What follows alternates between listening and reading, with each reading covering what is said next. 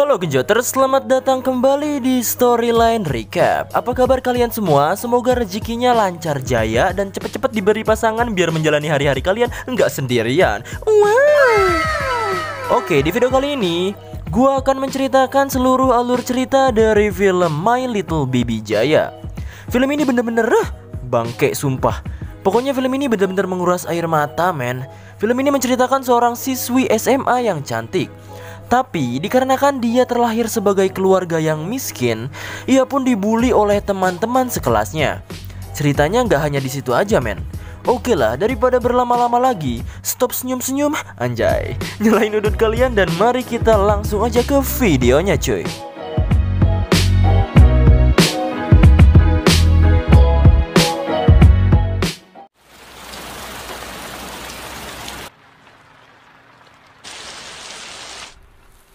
Di awal film, kita ditunjukkan kepada seorang wanita yang terjatuh dari gedung.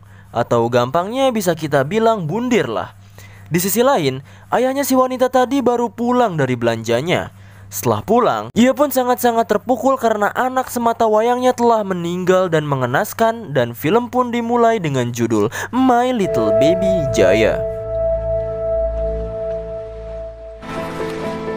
Film pun dimulai dengan menunjukkan seorang pria parubaya bernama Lee Won. Lee memiliki kekurangan fisik. Supaya kagak pusing aing nyebut nama-namanya ya, kita panggil saja dia si ayah gitu. Saat itu si ayah sedang sangat-sangat gembira karena mendapatkan kabar bahwa anak semata wayangnya diterima di sekolah ternama di kota Seoul berkat beasiswa yang anaknya dapatkan. Dengan bangga, ia pun langsung berlari menuju gereja di desa itu. Ia pun memberitahu anaknya yang sedang latihan paduan suara di gereja tersebut. Dan si dedek cantik ini bernama Jaya.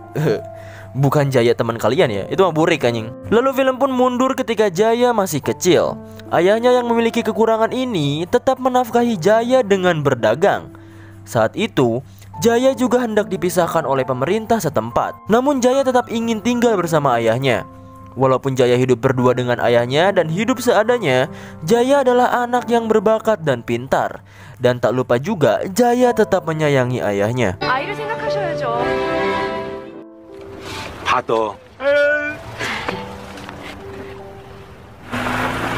Singkat cerita, Jaya dan ayahnya mulai pergi ke kota Seoul untuk menjalani hidupnya yang baru. Mereka pun menempati rumah yang kecil dan cukup untuk ditinggali oleh 2 orang. Saat hari pertama sekolah, Jaya duduk sendirian. Tak lama kemudian, 3 orang cewek pun datang dan mengusir Jaya untuk pindah tempat. 3 cewek tersebut diketuai oleh Hisun, yang kebetulan ia adalah anak pemilik dari sekolah tersebut. Supaya kita nggak pusing lagi nyebutnya, kita sebut saja mereka Geng Sun. Dan akhirnya, Jaya pun duduk dengan seorang wanita bernama Min. Di sisi lain, si ayah sedang sibuk nyari tempat untuk ngelapak dagangannya. Ya dikarenakan di kota rada susah nyari tempat lapak yang strategis gitu. Ia pun menanyakan kepada bapak-bapak penjual goreng sampe untuk meminta izin agar ia bisa membuka lapaknya di tempat tersebut. Dikarenakan dagangannya berbeda, si bapak itu mempersilahkannya untuk melapak.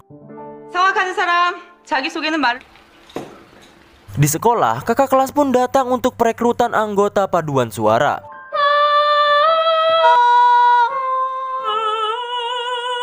Kebetulan saat Jaya dites, seisi kelas pun kaget karena suara Jaya ini bagaikan alunan musik yang sangat indah. Si kakak bernama Jung pun mulai tertarik sama Jaya dan membuat Hisun iri kepada Jaya. Kebetulan juga Jung adalah gebetannya si Hisun ini.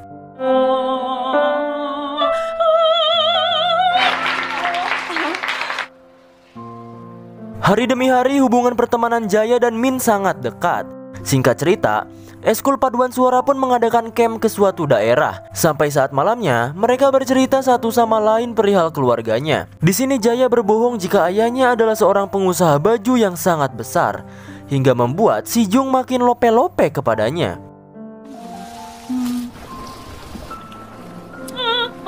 Paginya, Jaya sedang jalan-jalan sambil melatih vokalnya. Tak lama kemudian, datanglah Jung. Ia tiba-tiba bilang bahwa ia suka kepada Jaya. Jaya kaget dan cuma pelangap-pelongo menunjukkan bahwa dirinya masih polos gitu.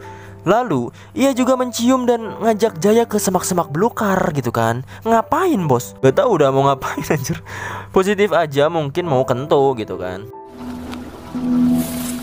Saat enak-enak digenjrot, salah satu gengsun melihat mereka sedang bergenjrotan.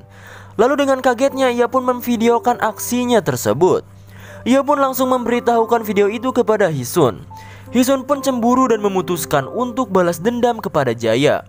Gengsun pun langsung melabrak Min untuk memberitahu keadaan keluarga Jaya yang sebenarnya.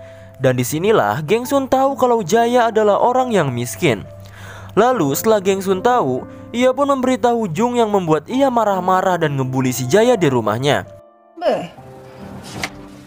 Ia pun mendegul-degulkan sirah si Jaya, bahkan membentak-bentak Jaya karena telah membohonginya dan merasa jijik dengan keadaan Jaya sekarang. Ia pun menyundutkan api rokoknya ke kulit Jaya hingga kulitnya terkelupas. Jaya pun akhirnya sadar bahwa semua ini adalah ulah si Hisun. Ia pun langsung mendatangi Hisun dan bilang bahwa ia hanya ingin bersekolah dengan tenang. Tapi si Hisun kagak mempedulikannya.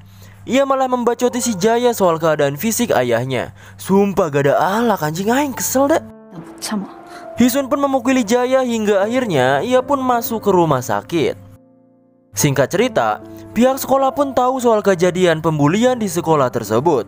Hingga akhirnya para guru dan kepala sekolah pun mengadakan rapat. Tapi di balik semua itu, ibunya Hisun meminta sahabatnya Jaya sebagai sanksi, yaitu Min, untuk berbohong saat rapat nanti. Dan rapat pun dimulai. Min langsung berbicara bahwa Jaya sering membuli siswa-siswi di sekolah itu.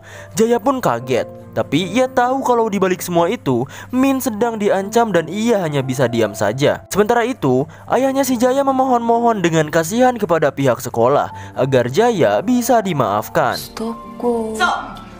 Namun setelah berdiskusi, pihak sekolah tetap akan mengeluarkan Jaya di sekolah itu. Setelah itu Jaya pun berkata kepada ayahnya, mengapa orang-orang miskin seperti keluarganya selalu menjadi korban. Namun ayahnya hanya diam saja. 그러고 살고 싶어?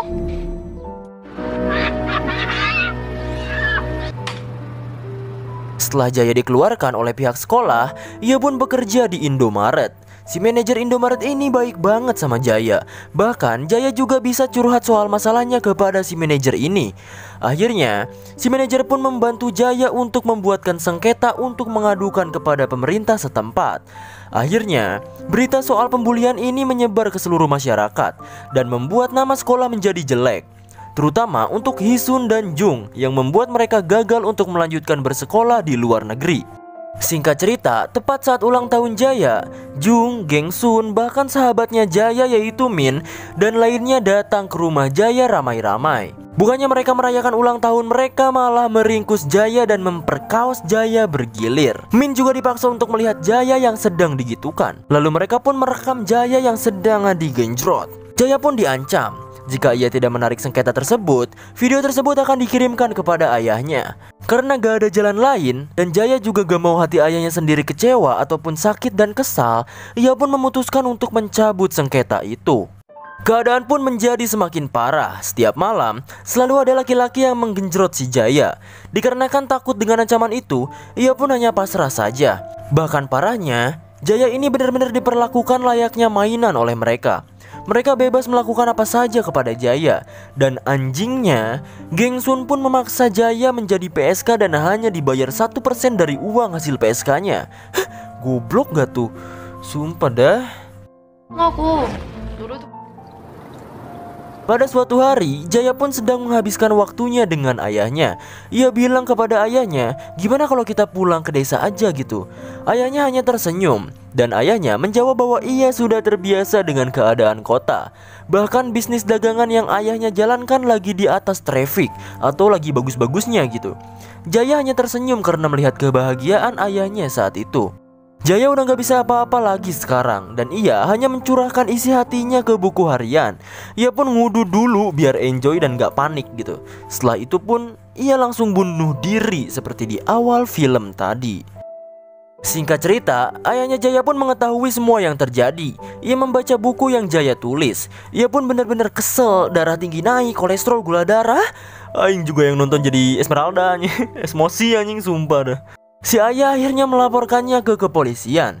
Tapi sayangnya pihak kepolisian tidak bisa membantunya. Aneh kan? Akhirnya si ayah udah putus asa dan hanya bisa rebahan sambil menangis. Tiba-tiba datanglah Min, sahabat satu-satunya Jaya itu. Ia memberitahu lebih jelas soal apa yang Jaya alami. Min akhirnya ngajak geng Hisun ke tempat yang sangat sepi. Ia meminta mereka untuk meminta maaf kepada keluarga Jaya. Tapi Hisun malah jor-jor wae alias tidak peduli dan malah tambah songong gitu. Tiba-tiba saja ayahnya Jaya pun datang dan menyeborkan air keras kepada geng Hisun. Bebengetan si Hisun pun dan gengnya pun jadi bejat alias remak, jadi hancur karena air itu gitu, lebok lah anjing. Ayahnya Jaya pun berhasil meringkus pria-pria brengsek yang sudah menjejali rudal kulit kepada si Jaya. Mereka memohon meminta maaf, tapi karena nyawa gak bisa dibayar sama cuman ngabacot maaf doang gitu kan, akhirnya si ayah menyiksa mereka satu persatu dengan boneka patung manekin yang biasa ia pajang di dagangannya. Mantap gak tuh coy? Tapi si ayah tidak membunuh Jung. Jung dibawa ke tengah danau. Di sana dengan sangat kesal, si ayah langsung menyuruh Jung untuk menelan kail pancingnya cuy. Ia pun langsung mendorong Jung agar tenggelam seperti ikan. Anjir. Misi balas dendam si ayah pun selesai. Dan sekarang ia pun membunuh dirinya sendiri. Karena kebahagiaan satu-satunya juga sudah tiada, yaitu si Jaya sendiri. Dan film pun tamat.